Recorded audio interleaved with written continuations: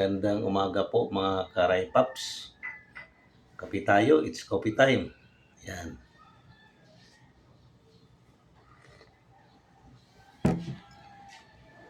Ay.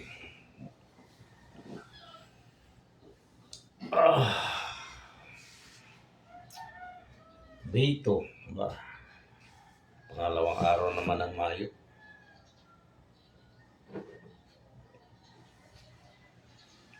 Saturday. Yan. Araw na pala ng pasasalamat kami ngayon sa aming church. May hapon pa naman yung aming pasasalamat.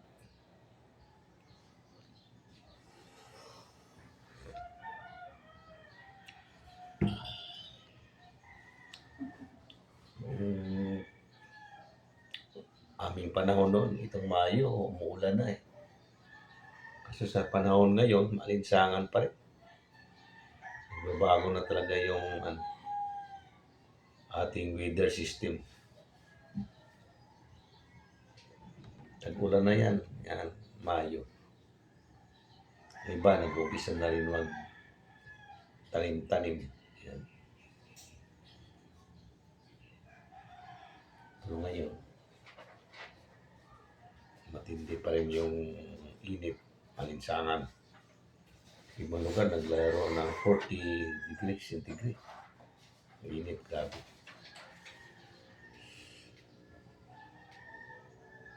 Nagabalitaan mga bunga yung electric po kanila, nagbubuga na ng apoy, hindi na hangin eh. Mag-ingat rin kayo sa mainit na yung appliances ninyo, ay hugutin na rin ninyo. Mahirap na.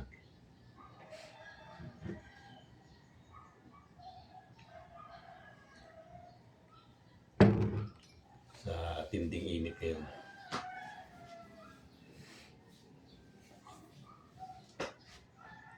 Aga-aga pa ho, wala pa alas 7, alas 6 pa pasado eh.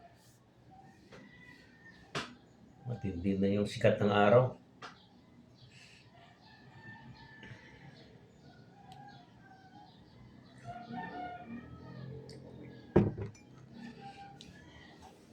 Wala, paligo ng isang bisis. Wala eh, kulang pa rin eh. Kailangan, babalik ka naman sa washroom. Kasi maalinsangan pa rin pakiramdam sa tinding init ngayon.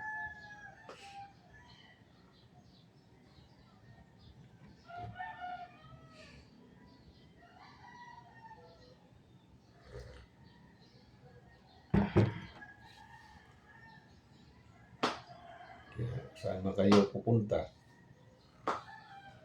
bawal kayo ng tubig. Yeah.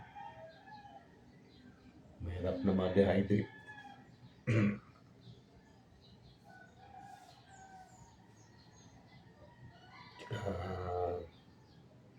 Mainit sa loob ng bahay, kung may puno kayo, mas mabuti doon na lang kayo sa ilalim ng puno. Yan. Kasi yung bahay, pag lalo po walang aircon, mainit pa rin ang pakiramdam.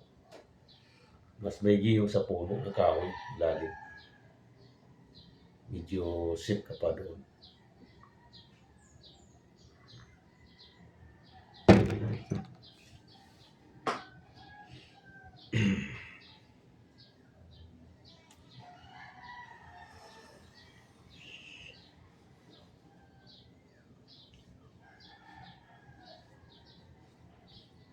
Mas malamig pa sa puno ng kahoy kumpara doon sa loob ng bahay.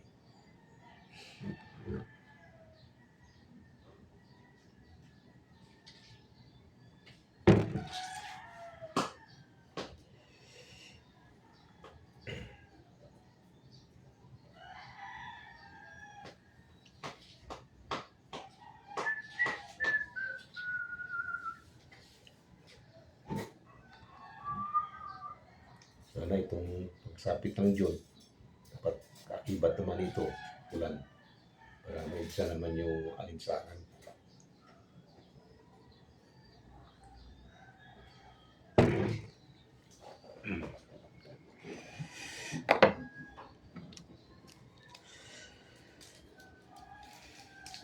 Sanga ng panahon.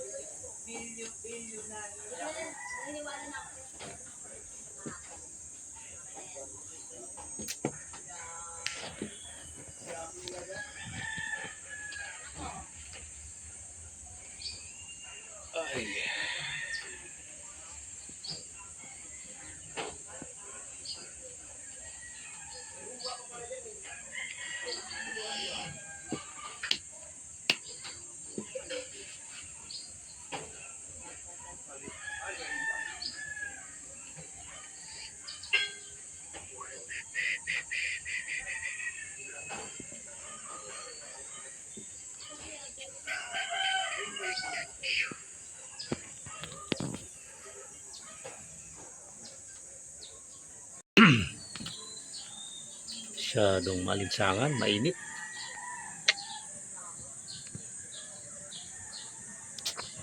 Grabe.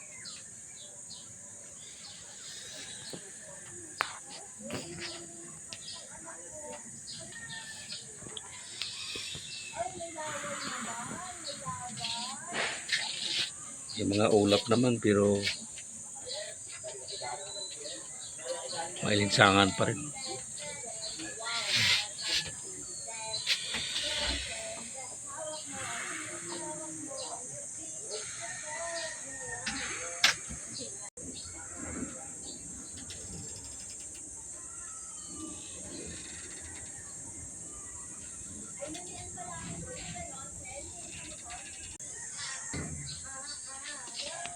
Hirap maglabas-labas na ngayon.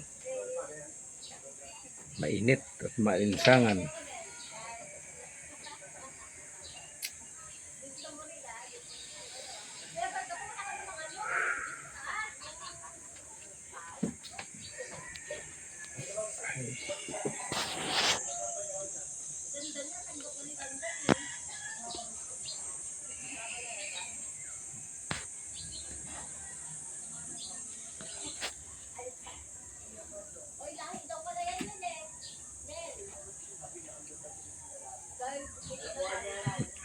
Sarap kumain sana ito, kailangan mainit sa katawan ito pag kainin to.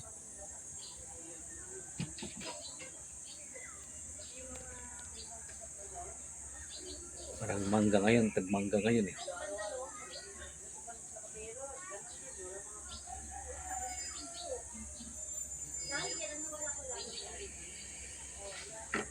Ay,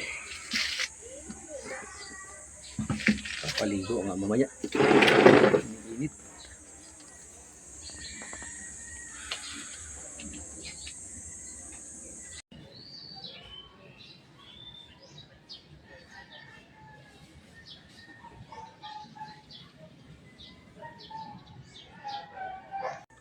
Yan, kain tayo mga karay paps. Yan ang aking mga kakainin. Yan. Pritong isda, binudo, at ubing halaya. Mangga at saka hindi mawala yung sausawan pag prito ang ulam.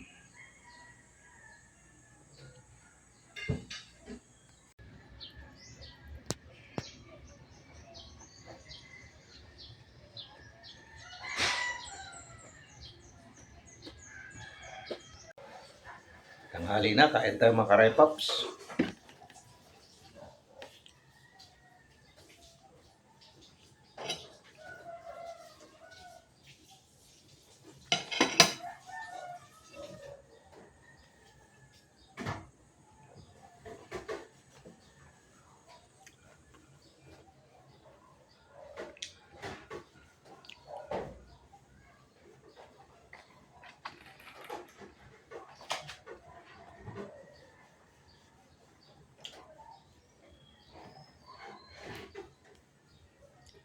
Mas gusto ko magkamay pag ganitong ulam.